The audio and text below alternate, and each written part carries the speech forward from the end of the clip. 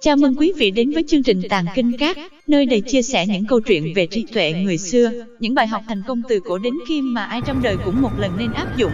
Chương trình Tàng Kinh Các mở ra cho bạn thấy những tấm gương về năng lực phán đoán, phân tích và năng lực phát minh sáng tạo phi phàm của các nhân vật thông minh giàu trí tuệ. Nếu như bạn có thể lĩnh hội được phương pháp và kỹ xảo tư duy của các nhân vật thông minh giàu trí tuệ đó, thì mời quý vị hãy theo dõi và thực hành ngay câu chuyện của ngày hôm nay. Tâm của bạn sẽ giống như dòng nước chảy, thế nhưng nó tĩnh lặng nhưng trôi chảy. Cho nên tôi gọi nó là dòng nước tĩnh lặng chảy. Trí huệ có thể phát sinh tại đây. Ngay bây giờ làm ơn chú ý, đừng để tâm đuổi theo những thứ khác. Cứ tưởng tượng là bạn đang ngồi trên một ngọn núi hay ở một nơi nào đó trong rừng, chỉ một mình thôi. Bạn đang có gì vào lúc này? Thân và tâm, chỉ có hai thứ này thôi. Tất cả những gì nằm bên trong con người ngồi ở đây được gọi là thân thể. Tâm là cái nhận biết và suy nghĩ vào lúc này. Cả hai thứ này cũng được gọi là Nama và Rupa. Nama ám chỉ cái không có Rupa hay hình thể. Tất cả tư tưởng và cảm xúc hay bốn quẩn thọ tưởng hành thức đều là Nama. Chúng đều không có hình thể. Khi mắt nhìn thấy hình thể đó gọi là Nama và Rupa, hay chỉ là thân và tâm. Hãy hiểu rằng cái ngồi đây bây giờ chỉ là thân và tâm, nhưng chúng ta thường lẫn lộn hai thứ này với nhau. Nếu bạn muốn được bình an, bạn phải biết sự thật về chúng. Tâm trong tình trạng hiện tại của nó là cái tâm chưa được huấn luyện. Nó không trong sạch và sáng tỏ. Nó chưa phải là cái tâm thuần khiết. Chúng ta phải huấn luyện cái tâm này hơn nữa, xuyên qua sự hành thiện. Có người nghĩ rằng thường là ngồi trong một tư thế đặc biệt nào đó, nhưng sự thật thì đi, đứng, nằm, ngồi đều là những phương tiện để hành thiện. Bạn có thể tu hành suốt ngày đêm. Định có nghĩa là cái tâm thiết lập vững vàng. Để phát triển định, bạn không cần phải giam cái tâm lại. Có người cố đạt được sự bình an bằng cách ngồi yên lặng và không cho phép thứ gì quấy nhiễu họ. Nhưng như thế cũng giống như người chết vậy. Tu hành là để phát triển trí huệ và sự hiểu biết. Định là cái tâm vững vàng, tâm nhất định. Nó cố định ở điểm nào vậy? Nó cố định tại cái điểm thăng bằng. Nhưng người tu thiền bằng cách cố yên lặng tâm của họ sẽ nói: tôi cố ngồi thiền, nhưng tâm tôi không đứng yên lấy một phút. Lúc thì nó bay qua bên này, lúc thì bay qua bên kia. Làm sao để cho nó dừng lại? Bạn không cần phải làm cho nó dừng lại. Đó không phải là vấn đề. Nơi nào có sự chuyển động, nơi đó sự hiểu biết có thể phát sinh. Người ta than phiền nó chạy mất và tôi kéo nó lại, nhưng rồi nó chạy đi nữa và tôi lại kéo nó lại. Họ cứ ngồi đó dằn tới kéo lui mãi. Họ nghĩ rằng tâm của họ đang chạy lung tung khắp chốn, nhưng thật sự nó chỉ có vẻ như đang chạy thôi. Ví dụ, hãy xem xét cái chánh điện ở đây. Ồ, nó lớn quá, bạn nói. Thật ra nó không lớn chút nào. Nó lớn hay nhỏ đều tùy vào sự nhận thức của bạn về nó. Thật sự thì cái chánh điện này chỉ rộng như thế thôi, không lớn không nhỏ. Nhưng người ta cứ chạy theo những cảm xúc của họ. Thiền là để tìm thấy sự bình an nội tâm. Trước hết, bạn phải hiểu sự bình an là gì. Nếu bạn không hiểu nó, bạn sẽ không thể tìm thấy nó.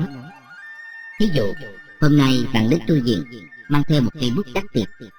Giả sử trên đường đến đây, bạn để cây bút trong túi áo trước của bạn, nhưng sau đó bạn lấy nó ra và để nó ở một nơi khác, trong túi quần sau của bạn chẳng hạn.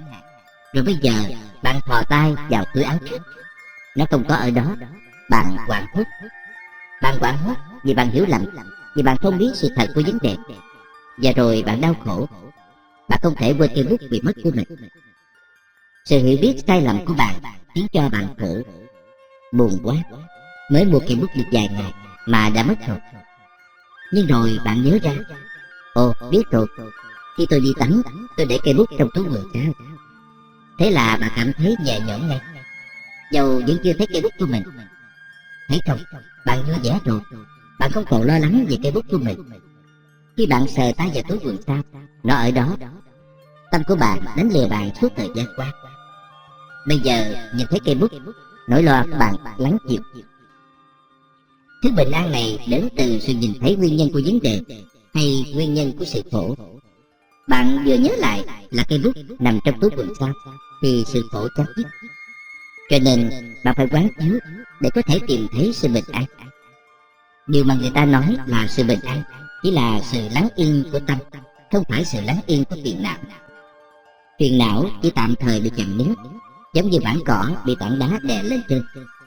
Nếu sau 3-4 ngày bạn lấy tảng đá đi thì không bao lâu cỏ sẽ mọc trở lại.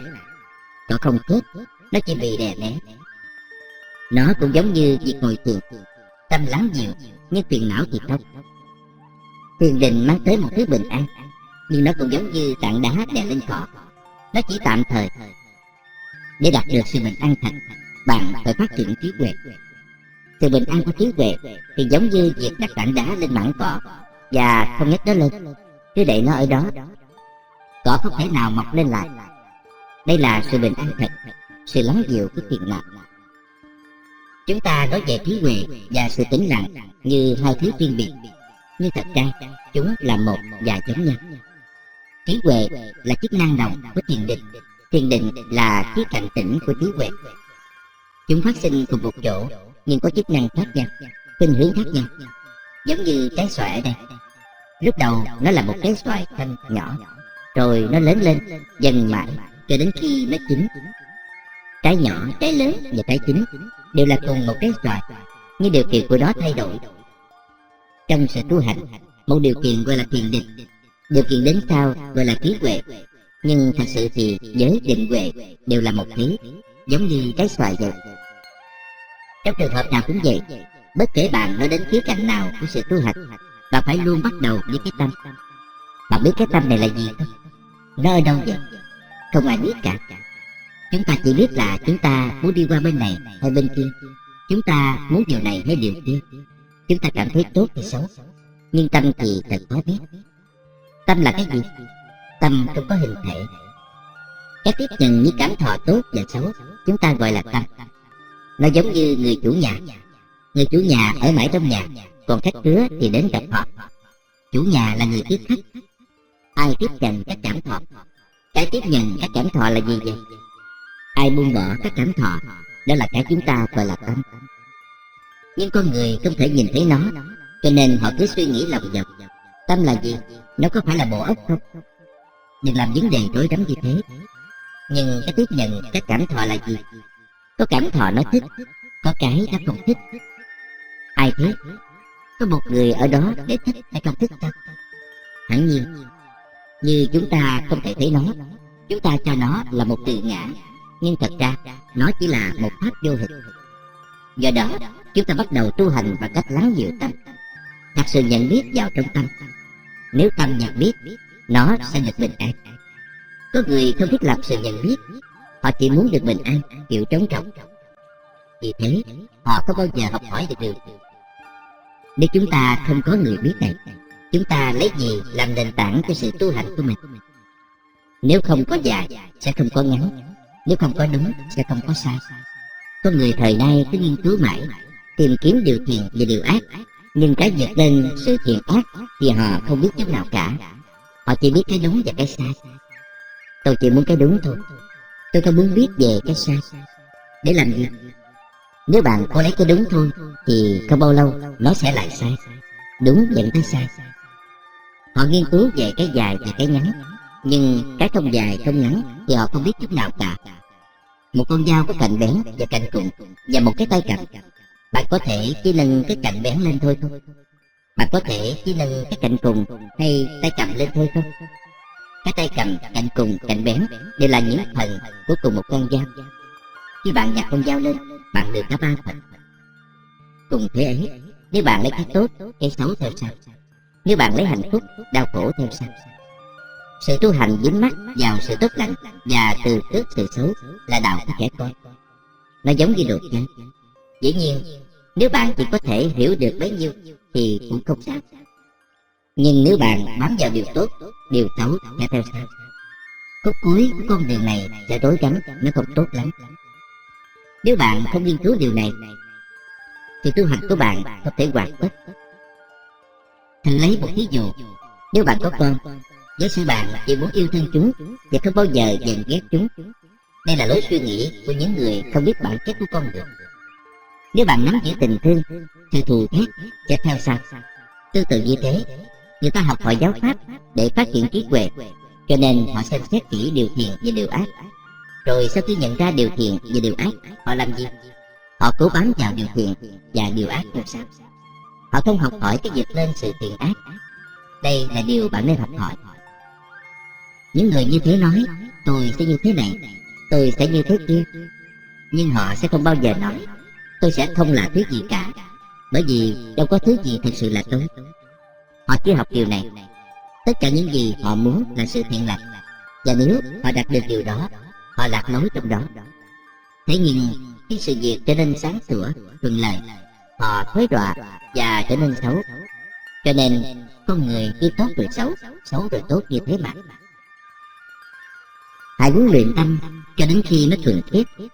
Tâm thuần khiết sẽ vượt lên cả thiện lẫn ác, vượt lên cả sự thuần khiết. Thế là hoàn tất. Đó là khi sự tu hành kết thúc. Chỉ khi bạn có thể khiến cho tâm vượt lên cả hạnh phúc lẫn khổ đau, bạn mới tìm thấy sự bình an thực. Đó là sự bình an chân chánh. Đây là đề tài mà đa số người không nghiên cứu. Họ không thực sự nhìn thấy điều này. Đừng nghĩ rằng huấn luyện tâm là chỉ ngồi đó yên lặng. Có người than phiền, tôi không thể thiền, tôi quá hiếu động. Mỗi khi ngồi xuống, tôi nghĩ đến chuyện này chuyện kia, tôi không thể tu hành. Nghiệp chướng tôi nặng nề quá, tôi nên dùng hết những nghiệp ác của mình trước, rồi mới trở lại để tu thiền. Được, cứ thử đi. Thử dùng cho hết ác nghiệp của bạn. Những cái gọi là chướng ngại là những cái chúng ta phải học hỏi. Mỗi khi chúng ta ngồi, tâm liền chạy ra ngoài. Chúng ta đi theo nó, rồi cứ mang nó lại và quan sát nó. Nhưng rồi nó lại chạy đi nữa. Đây là điều mà các bạn cần học hỏi. Đa số người không muốn học bài học của họ từ thiên nhiên. Giống như một cậu học trò nghịch ngợm không muốn làm bài tập của mình. Họ không muốn nhìn thấy tâm thay đổi. Nhưng như vậy thì họ phát triển trí huệ bằng cách nào? Chúng ta phải sống với sự thay đổi này. Khi chúng ta biết rằng tâm là như thế đó, không ngừng thay đổi, khi chúng ta biết rằng đây là bản chất của nó, chúng ta sẽ hiểu nó. Giả sử bạn có một con khỉ nuôi trong nhà. Con khỉ không ở yên một chỗ được lâu, nó nhảy quanh và chụp cái này nắm cái kia. Nhưng khỉ là vậy đó. Bây giờ bạn đến tu viện và nhìn thấy một con khỉ ở đây. Con khỉ này cũng không đứng yên một chỗ, nó nhảy nhót lung tung giống như con khỉ ở nhà vậy. Nhưng nó không làm phiền bạn, phải không? Bạn đã từng nuôi một con khỉ nên bạn biết chúng ra sao. Nếu bạn biết chỉ một con khỉ thì bất kể bạn đi đâu, bất kể bạn nhìn thấy bao nhiêu con khỉ, bạn sẽ không bị chúng phiền nhiễu, đúng không? Đó là bởi vì bạn là người hiểu khỉ. Nếu chúng ta hiểu khỉ, chúng ta sẽ không trở thành khỉ. Nhưng nếu bạn không hiểu khỉ, bạn có thể trở thành một con khỉ, hiểu không? Nếu bạn thấy chúng muốn nắm cái này chụp cái kia và bạn la lên, ê, ngừng lại, rồi bạn tức giận, con khỉ mất dạy đó, thế thì bạn là một người không biết khỉ. Một người biết khỉ nhận thấy rằng con khỉ ở nhà và con khỉ ở tu viện cũng như nhau. Tại sao lại tức giận? Một khi bạn nhìn thấy bản chất của loài khỉ, thế là xong, bạn có thể được bình an. Sự bình an là như thế đó. Chúng ta phải biết các cảm xúc. Có cảm xúc thoải mái, có cái khó chịu, nhưng điều đó không quan trọng. Đó là vấn đề của chúng. Cũng giống như khỉ vậy, chúng ta nên hiểu các cảm xúc và biết cách buông bỏ chúng. Cảm xúc không chắc chắn, chúng tạm bợ, không hoàn mỹ và vô chủ. Mọi thứ mà chúng ta tiếp nhận đều là như thế. Khi mắt, tai, mũi, lưỡi, thân và ý tiếp nhận các cảm xúc, chúng ta biết chúng giống như biết loài khỉ, và rồi chúng ta có thể bình an. Phải có những thứ này. Nếu không có các cảm xúc, bạn không thể phát triển trí huệ. Với một người học trò nghiêm túc thì càng có nhiều cảm xúc càng tốt. Nhưng nhiều thiền giả rất sợ các cảm xúc. Họ không muốn đối phó với chúng. Đây là đứa học trò không muốn đi tới trường và không nghe lời thầy. Những cảm xúc này đang dạy dỗ chúng ta. Khi chúng ta nhận biết các cảm xúc, chúng ta đang tu hành. Sự bình an bên trong các cảm xúc thì cũng giống như sự hiểu biết con khỉ ở đây. Khi bạn hiểu bản chất của loài khỉ, bạn không còn bị chúng phiền nhiễu. Sự tu hành cũng vậy. Đạo không ở đâu xa, nó ở ngay trong chúng ta. Đạo không liên quan đến những thiên thần trên trời hay những thứ như thế. Nó chỉ là về chúng ta, về những gì chúng ta đang làm ngay bây giờ. Hãy quan sát chính mình. Đôi lúc có sự hạnh phúc, đôi lúc đau khổ, đôi lúc thương, đôi lúc ghét. Đây là đạo. Bạn phải đọc những kinh nghiệm của mình. Bạn phải biết các cảm xúc trước khi bạn có thể buông bỏ chúng. Khi bạn nhìn thấy rằng các cảm xúc đều vô thường, chúng sẽ không làm phiền bạn nữa. Khi một cảm xúc vừa nảy sinh, chỉ việc nói với chính mình, nó là một thứ không chắc chắn. Khi tâm trạng thay đổi, không chắc bạn có thể sống bình an với những thứ này. Giống như nhìn thấy con khỉ mà không bị quấy rầy. Nếu bạn biết sự thật về những cảm xúc, đó là bạn hiểu đạo. Bạn buông bỏ các cảm xúc vì thấy rằng chúng đều không chắc chắn. Sự không chắc chắn mà chúng ta nói đến ở đây là Phật. Phật là Pháp. Pháp là tính chất của sự không chắc chắn. Bất cứ ai nhìn thấy sự không chắc chắn của sự việc, nhìn thấy cái thực tại không thay đổi của chúng. Pháp là như vậy đó, và đó là Đức Phật. Nếu bạn nhìn thấy Pháp, bạn nhìn thấy Phật. Nhìn thấy Phật, bạn nhìn thấy Pháp.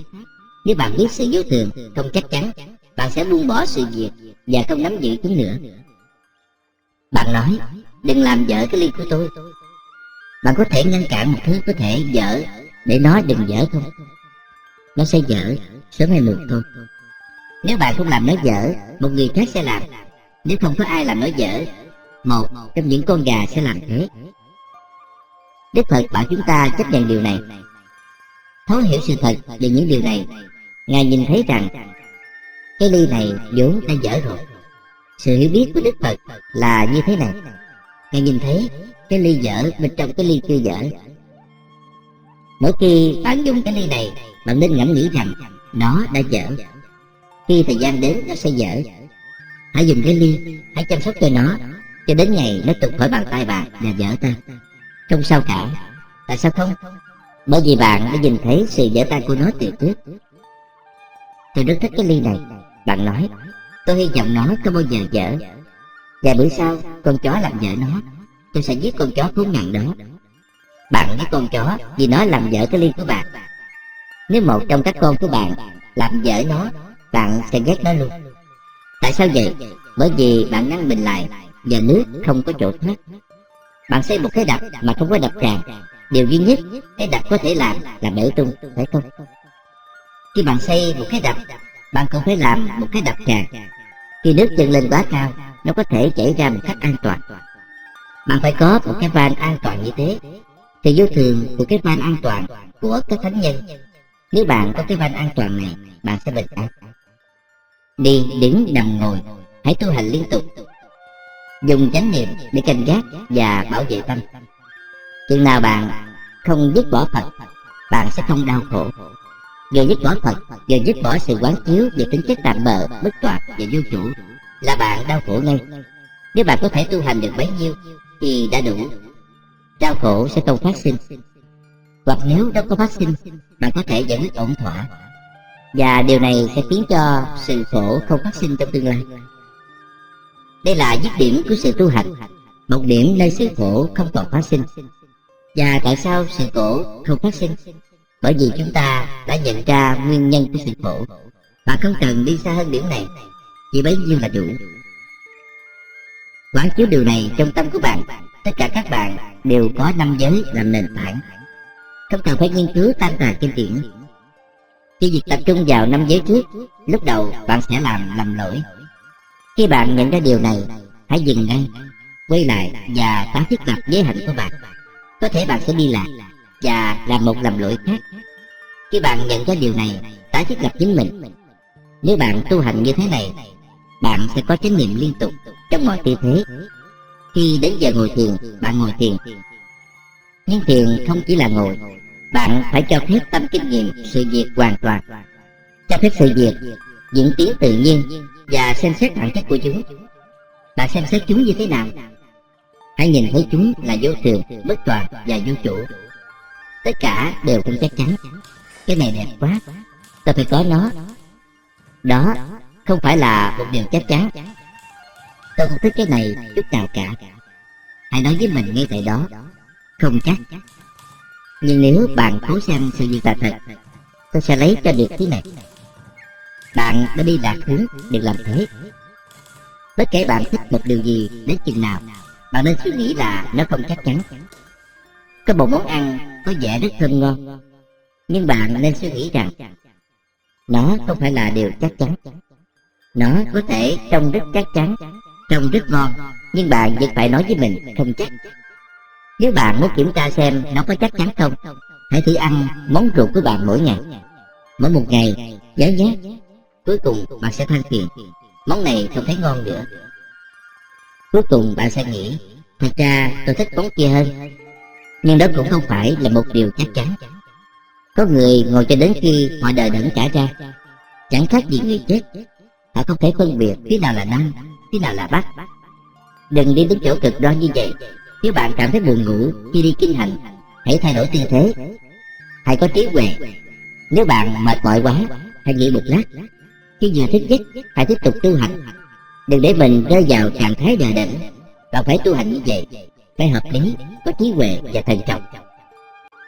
Khởi sự tu hành từ chính thân và tâm của bạn, nhìn thấy chúng vô thường. Hãy nhớ như thế, khi bạn nhìn thấy thức ăn thơm ngon, bạn phải tự nhủ, không phải là một điều chắc chắn. Bạn phải đánh trước. Thường thì hầu như lần nào bạn cũng bị nó đánh trước, phải vậy không? Nếu bạn không thích một thứ gì, bạn khổ sở vì điều đó. Đây là cách sự việc đánh đấm chúng ta. Bạn chưa bao giờ có cơ hội ra tay trước. Hãy tu hành trong mọi tư thế, đi, đứng, nằm, ngồi. Bạn có thể kinh nghiệm sự tức giận trong bất cứ tư thế nào, đúng không? Bạn có thể nổi giận khi bạn đang đi, khi đang ngồi hay đang nằm. Bạn có thể kinh nghiệm sự ham muốn trong bất kỳ tư thế nào. Cho nên sự tu hành của chúng ta phải nới rộng tới mọi tư thế. Đừng chỉ vô trương, hãy thật sự làm. Khi ngồi thiền, một điều gì đó có thể phát sinh. Trước khi nó lắng dịu thì một thứ khác đã chạy xông vào. Bất cứ khi nào những thứ này xuất hiện, cái việc nói với bạn không chắc, không chắc. Hãy đánh nó trước khi nó có cơ hội đánh bạn. Đây là điểm quan trọng. Nếu bạn biết rằng mọi việc đều vô thường, sự suy nghĩ của bạn sẽ tháo mở dần. Bạn quán chiếu về sự không chắc chắn của những chuyện đã qua. Bạn sẽ nhìn thấy rằng mọi thứ đều đi cùng một đường. Mỗi khi có điều gì đó phát sinh, tất cả những gì bạn cần nói là ồ, là một đứa khác. Nếu tâm bạn bình an, nó sẽ giống như dòng nước tĩnh lặng đang trôi chảy. Bạn có bao giờ nhìn thấy một dòng nước tĩnh lặng trôi chảy không? Đúng như thế, bạn đã từng thấy dòng nước chảy và dòng nước tĩnh lặng, nhưng có lẽ chưa bao giờ thấy một dòng nước tĩnh lặng chảy. Ngay tại đó, ngay cái nơi mà sự suy nghĩ không thể mang bạn tới, ngay trong sự bình an, bạn có thể phát triển trí huệ. Tâm của bạn sẽ giống như dòng nước chảy, thế nhưng nó tĩnh lặng nhưng trôi chảy. Cho nên tôi gọi nó là dòng nước tĩnh lặng chảy. Trí huệ có thể phát sinh tại đây. Chương 36. Sự siêu diệt.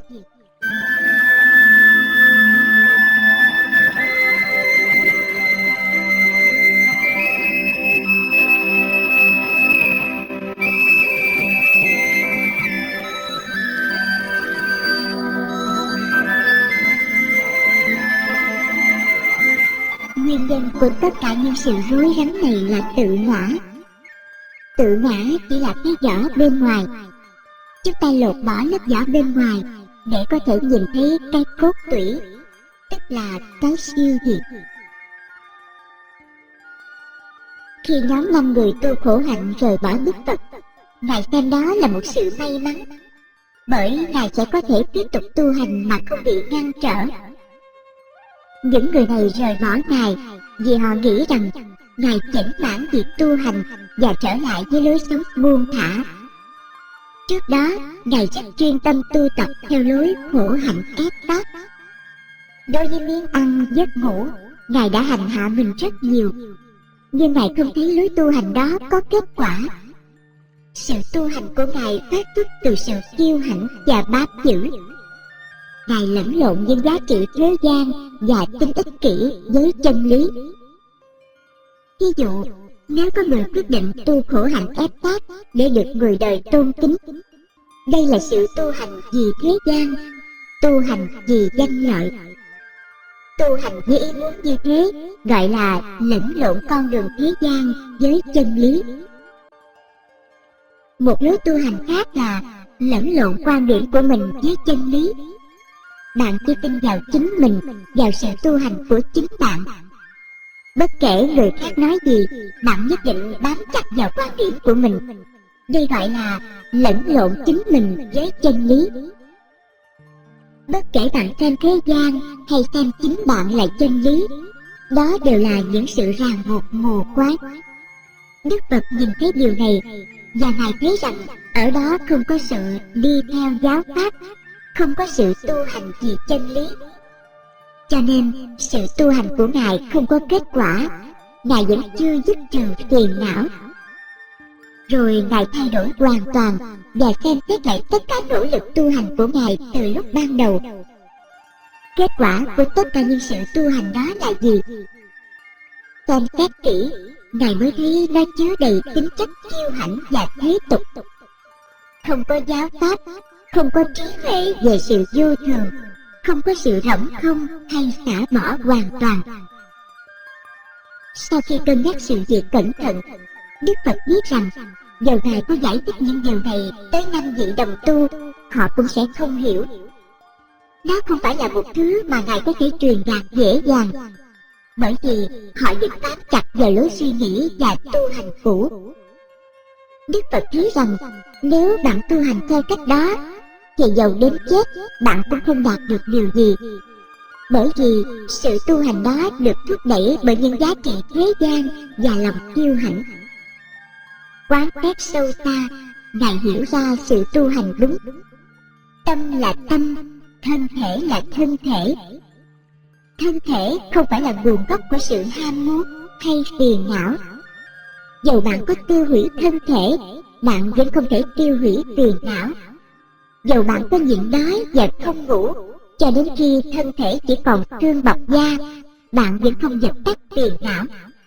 Nhưng sự tin tưởng rằng phiền não có thể được xóa tan bằng cách đó, giáo lý của pháp môn ép tác đã ăn sâu vào tâm trí của 5 tu sĩ khổ hạnh đó.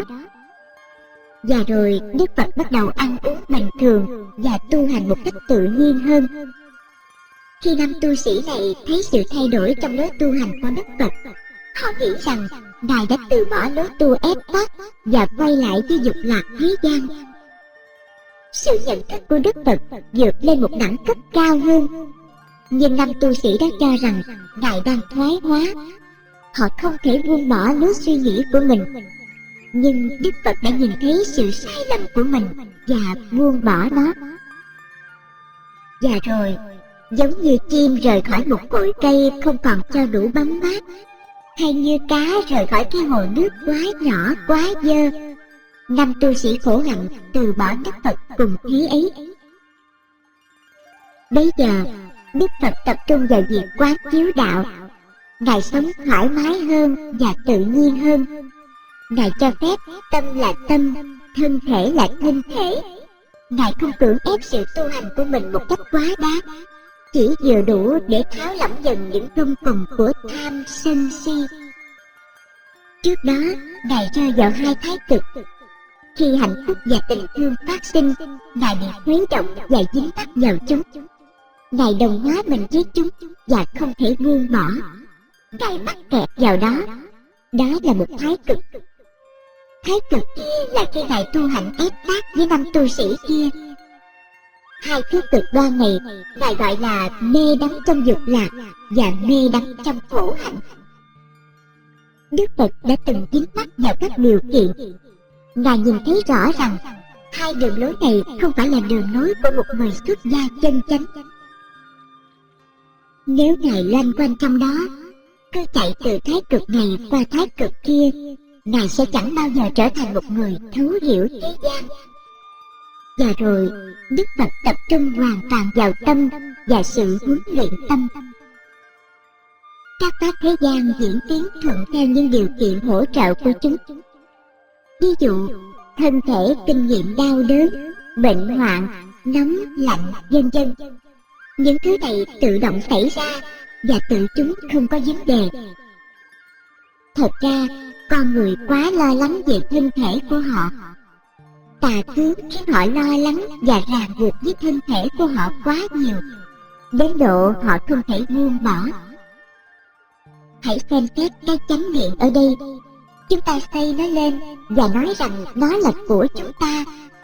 Nhưng thằng lằn đến sống ở đây, chuột cũng đến sống ở đây, và chúng ta luôn đuổi chúng đi, bởi vì chúng ta cho rằng cái nhà này thuộc về chúng ta, không phải cho chuột và thằng lằn ở. Bệnh hoạn của thân thể cũng vậy. Chúng ta xem cái thân thể này là nhà của chúng ta, thuộc về chúng ta.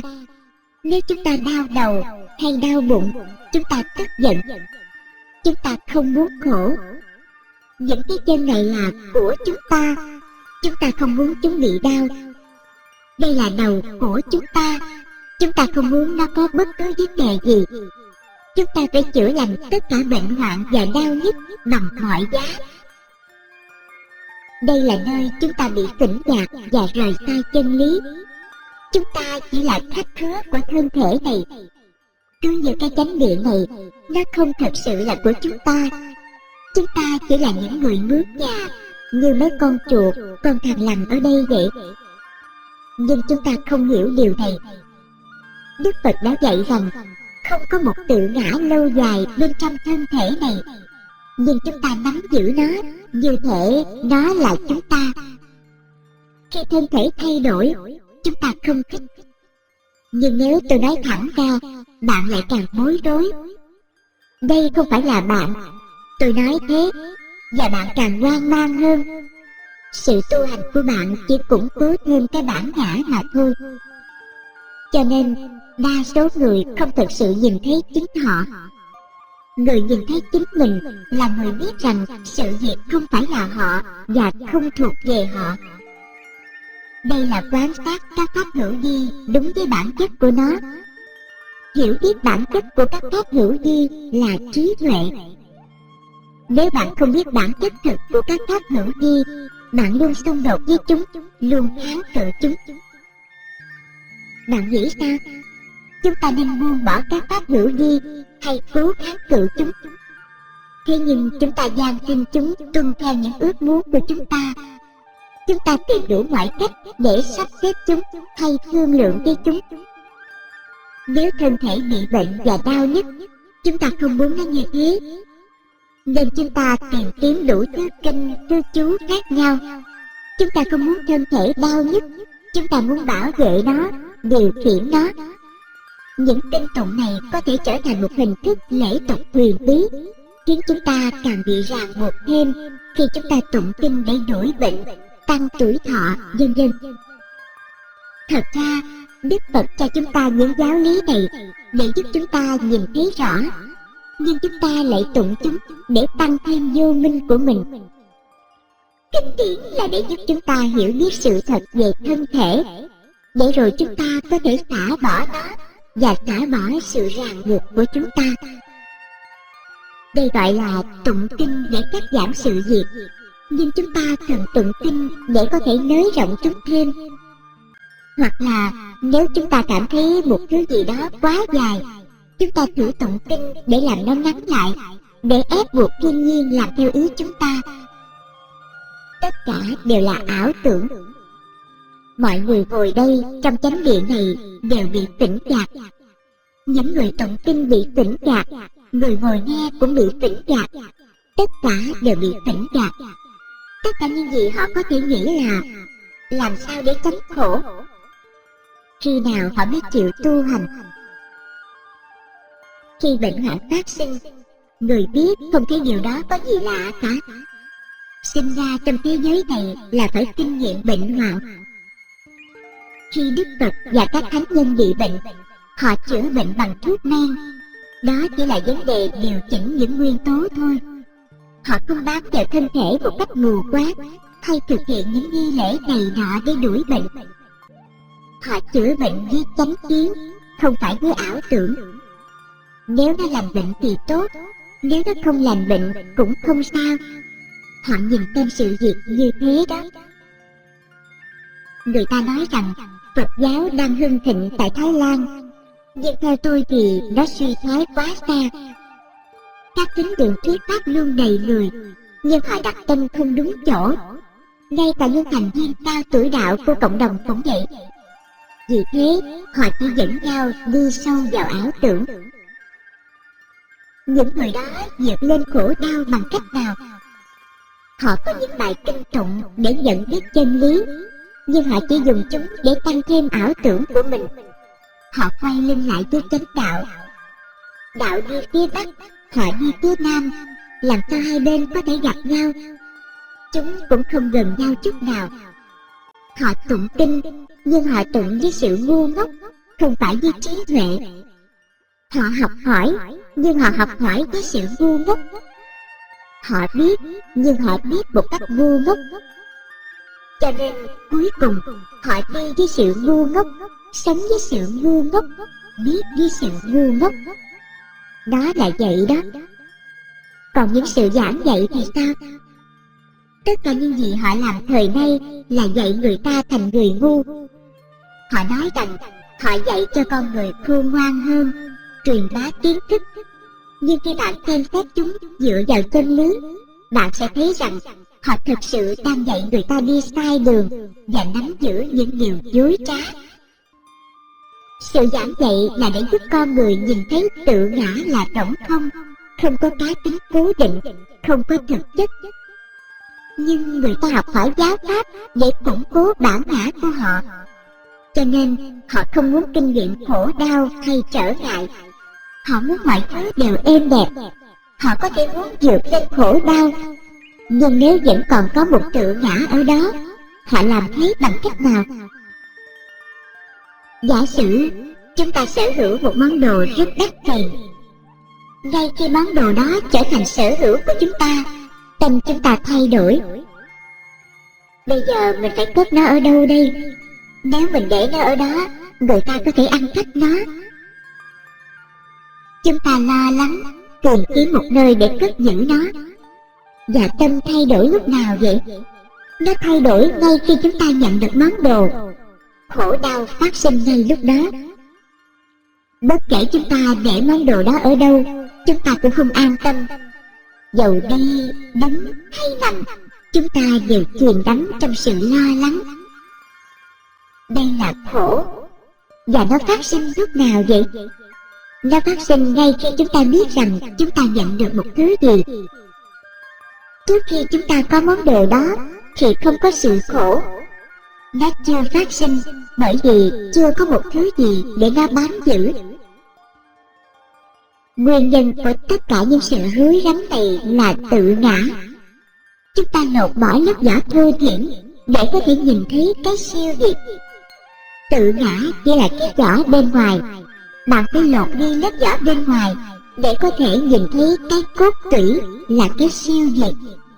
Đạp đổ cái bên ngoài để tìm ra cái siêu việt. Bạn có thể so sánh nó với gạo chưa đập. Trước khi có thể dùng gạo, bạn phải đập nó.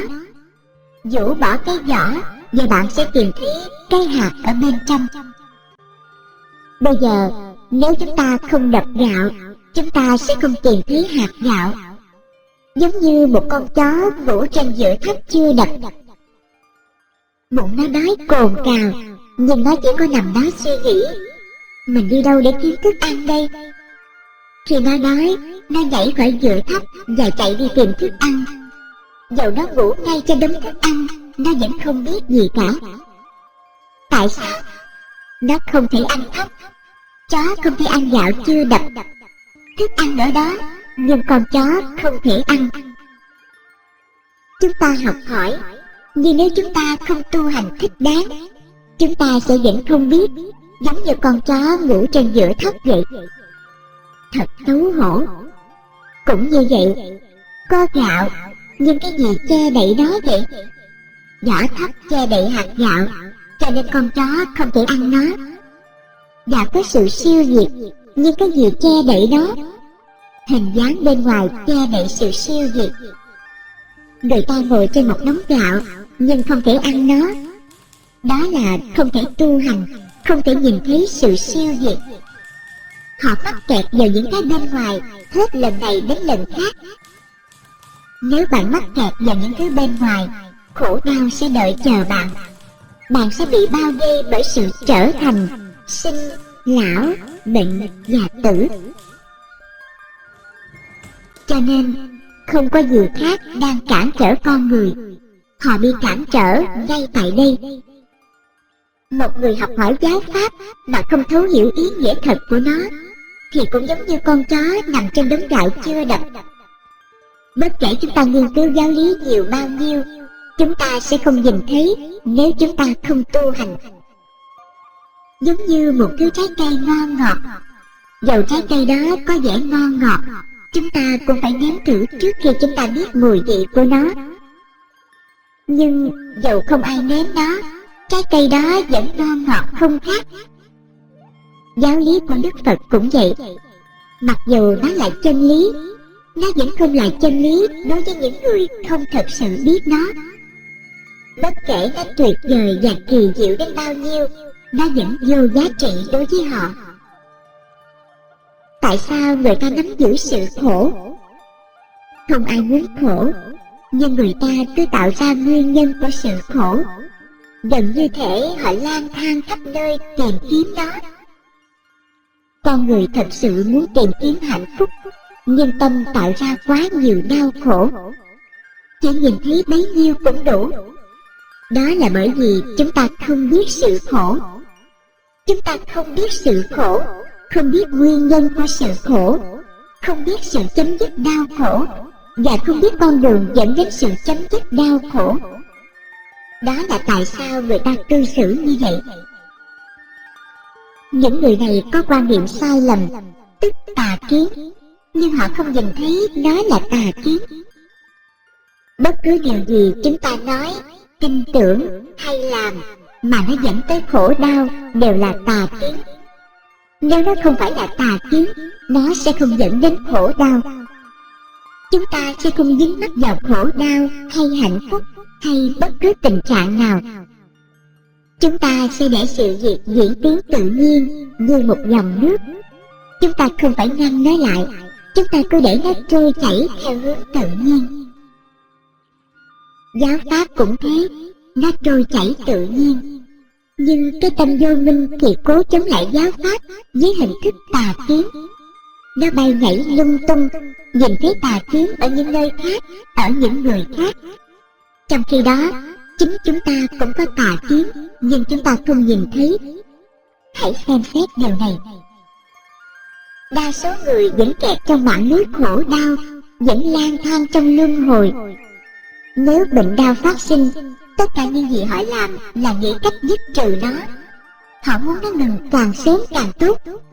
Họ không quán chiếu rằng đây là bản chất tự nhiên của các pháp hữu vi.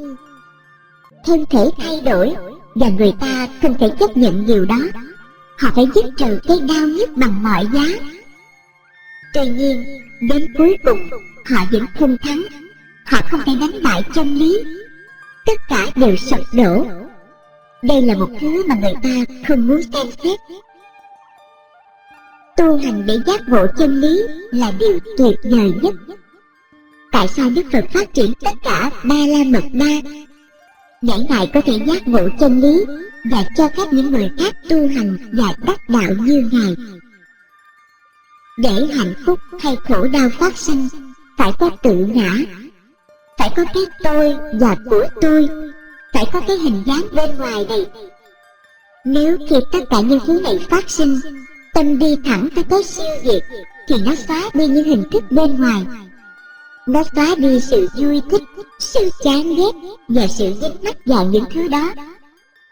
Giống như khi chúng ta đánh mất một thứ gì chúng ta yêu chuộng, khi chúng ta tìm thấy nó lại, sự lo lắng của chúng ta tan biến. Khi chúng ta tu hành và ngộ đạo, thì mỗi khi chúng ta có vấn đề, chúng ta giải quyết nó ngay tại đó và lúc đó. Vấn đề tan biến hoàn toàn. Tại sao chúng ta vẫn chưa khai ngộ, chưa thể buông bỏ, bởi vì chúng ta vẫn chưa thấy rõ sự nguy hại. Sự hiểu biết của chúng ta sai lạc. Nếu chúng ta biết rõ giống như Đức Phật hay như những đệ tử A-la-hán của Ngài, chúng ta chắc chắn sẽ buông bỏ, và rồi vấn đề của chúng ta sẽ tan biến hoàn toàn mà không có gì khó khăn cả. Khi tai bạn nghe âm thanh, hãy để chúng làm công việc của chúng. Khi mắt bạn làm phận sự của nó với những hình sắc, hãy để chúng làm thế. Khi mũi bạn làm việc với những mùi vị chung quanh, hãy để nó làm công việc của nó. Khi thân thể bạn kinh nghiệm sự xúc chạm, hãy để nó hoàn thành nhiệm vụ của nó. Nếu chúng ta cứ để cho các giác quan của mình làm bổn phận tự nhiên của chúng, vấn đề từ đâu mà phát sinh? Không có vấn đề nữa. Cùng thế ấy, tất cả những thứ thuộc về cái bên ngoài, hãy để chúng với cái bên ngoài, và nhận biết cái siêu diệt là gì. Chỉ việc làm người biết, biết mà không nắm giữ, biết và để sự việc diễn tiến tự nhiên. Để biết giáo pháp, bạn phải biết theo cách này. Đó là biết trong một cách có thể vượt lên khổ đau. Loại kiến thức này rất quan trọng. Biết cách chế tạo đồ đạc, biết cách dùng các dụng cụ, biết tất cả những kỹ thuật của thế gian. Những kiến thức này đều có chỗ dụng của chúng, nhưng chúng không phải là thứ kiến thức tối thượng. Giáo pháp phải được biết như cách tôi giải thích ở đây. Bạn không cần phải biết thật nhiều, chỉ bấy nhiêu là đủ để tu hành. Biết và rồi buông bỏ. Bạn không cần phải chết trước khi có thể vượt lên khổ đau. Bạn vượt lên sự khổ đau ngay trong đời này, bởi vì bạn biết cách giải quyết vấn đề. Bạn biết cái bên ngoài, bạn biết cái siêu diệt. Hãy biết chúng ngay trong đời này, trong khi bạn tu hành ở đây. Bạn có thể bâng khuâng, tại sao ông thầy cứ nói điều này mãi? Tôi làm sao có thể dạy điều gì khác hơn là sự thật? Nhưng dầu nó là sự thật, đừng vội tin. Nếu bạn bám vào đó một cách mù quáng, nó trở thành sai. Cũng giống như khi bạn nắm chân con chó, nếu bạn không thả ra, con chó sẽ quay lại cắn bạn. Cứ thử đi. Nếu bạn không thả ra, nó không có sự chọn lựa nào khác hơn là cắn bạn. Thế giới của những hình sắc cũng như thế. Chúng ta sống thuận theo những quy ước, nhưng nếu chúng ta bám chặt vào chúng dẫn đến khổ đau. Cứ để sự việc đi qua. Mỗi khi chúng ta cảm thấy là chúng ta rất đúng, đến độ chúng ta không muốn xem xét một thứ gì khác hay một người nào khác, chúng ta trở thành sai. Chúng ta có tà kiến. Khi đau khổ phát sinh, nó đến từ đâu? Từ tà kiến. Cho nên tôi nói, hãy thư giãn, đừng bám dẫn sự việc. Đúng chỉ là một sự giả định, cứ để nó đi qua. Sai cũng là một điều kiện bên ngoài, cứ để nó là thế. Nếu bạn cảm thấy mình đúng và những người khác cho là bạn sai, đừng tranh cãi, cứ buông bỏ nó. Bạn vừa biết ra là buông bỏ ngay. Đây là con đường thẳng. Nhưng thường thì không như vậy. Thông thường người ta không chịu thua. Đó là tại sao có người, ngay cả những người tu hành mà chưa biết chính mình, có thể thốt ra những điều rất là ngu ngốc, đến nỗi không ai muốn nghe. Thế nhưng họ nghĩ là họ khôn ngoan hơn những người khác. Lại có những người không thể lắng nghe pháp, nhưng họ nghĩ là họ khôn, là họ đúng. Họ chỉ quảng bá cái ngu xuẩn của mình. Đó là tại sao kẻ trí nói, bất cứ lời nói nào không hiểu biết sự vô thường đều không phải lời của kẻ trí, mà là lời của người ngu. Đó là lời nói phỉnh gạt của một người không biết rằng sự khổ đang phát sinh ngay tại đó. Thí dụ, giả sử bạn quyết định đi Bangkok ngày mai, và có người hỏi, bạn đi Bangkok ngày mai phải không? Bạn trả lời, tôi hy vọng đi tới Bangkok, nếu không có gì trở ngại, tôi có lẽ sẽ đi. Đây là nói chuyện với giáo pháp trong tâm, nói chuyện với sự vô thường trong tâm, hiểu biết cái chân lý. Đó là bản chất không chắc chắn và tạm bợ của thế gian. Bạn không chỉ nói đúng, tôi chắc chắn sẽ đi Bangkok vào ngày mai. Còn nhiều hơn thế nữa, sự tu hành ngày càng trở nên tế nhị hơn. Nhưng nếu bạn không nhìn thấy giáo pháp, bạn có thể nghĩ rằng bạn đang nói đúng, khi thật sự bạn là sai, và bạn rời xa bản chất thực của sự việc với mỗi lời nói.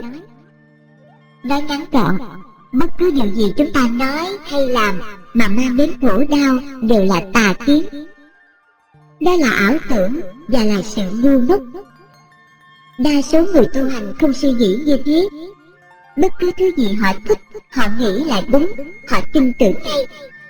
Nếu họ nhận một món quà, một tước hiệu mới, hay một sự thăng chức, hay ngay cả một lời khen tặng, họ cho rằng điều đó là tốt đẹp, là vĩ đại, và rồi lòng kiêu hãnh của họ được thổi phồng lên.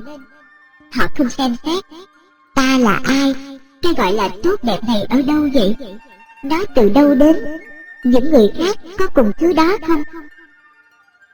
Đức Phật dạy rằng chúng ta nên ứng xử một cách bình thường. Nếu chúng ta không thực sự nghiền ngẫm điều này, ảo tưởng sẽ vẫn nằm đó bên trong chúng ta. Chúng ta sẽ chìm đắm trong tài sản, chức vị và sự khen tặng. Bởi vì chúng ta trở thành một người khác. Chúng ta nghĩ rằng chúng ta tốt hơn trước, rằng chúng ta là một thứ gì đặc biệt. Thật ra, con người không là một thứ gì cả. Bất cứ chúng ta là gì, nó chỉ ở thế giới bên ngoài. Nếu chúng ta lấy đi cái bên ngoài và nhìn thấy cái siêu việt, chúng ta sẽ thấy rằng không có thứ gì ở đó cả. Chỉ là những tính chất của thế gian, sinh vào lúc đầu, thay đổi ở lúc giữa và diệt ở lúc cuối. Nếu chúng ta nhìn thấy điều này, vấn đề không thể phát sinh và chúng ta có sự mãn nguyện và bình an. Vấn đề phát sinh khi chúng ta nghĩ giống như 5 đệ tử tu khổ hạnh của Đức Phật. Họ làm theo sự chỉ dẫn của vị thầy, nhưng khi vị thầy thay đổi đường lối tu hành của mình, họ không hiểu nổi. Họ cho rằng Đức Phật bỏ cuộc và quay trở lại với lối sống buông lung. Chúng ta có lẽ cũng làm như thế, mắc kẹt trong những đường lối cũ của chúng ta và tin là mình đúng. Cho nên tôi nói, hãy tu hành, nhưng cũng xem xét kết quả của sự tu hành. Xem xét kỹ những nơi mà bạn không chịu làm theo lời thầy hay sự giảng dạy. Nơi nào không có sự xung đột, sự việc trôi chảy. Nơi nào có sự xung đột, có sự tắc nghẽn. Bạn tạo ra một tự ngã và sự việc dường như có thực chất. Đây là tà kiến. Ngay cả cái đúng, nếu chúng ta bám chặt vào đó, không chịu nhượng bộ người nào, thì nó trở thành sai. Bám chặt vào điều đúng là sự xuất hiện của cái ngã và không có sự buông bỏ. Nhiều người không hiểu điểm này. Nếu bạn hiểu và nhanh trí, bạn sẽ lập tức buông bỏ. Sự bám giữ vừa phát sinh thì lập tức có sự buông bỏ. Bạn ép buộc tâm buông bỏ ngay tại đó và lúc đó. Bạn phải nhìn thấy cả hai thứ, sự bám giữ và người chống lại sự bám giữ. Mỗi khi bạn kinh nghiệm một cảm thọ, bạn nên quan sát các hai thứ này làm gì. Chỉ quan sát chúng. Hãy quán chiếu và liên tục tu hành như thế, và rồi sự bám giữ sẽ yếu dần, trở nên thưa thớt dần. Chánh kiến tăng lên khi tà kiến phai mờ dần. Sự bám giữ giảm dần, sự không bám giữ phát sinh. Đây là cách tu hành. Hãy xem xét điểm này, học cách giải quyết vấn đề của bạn trong giây phút này.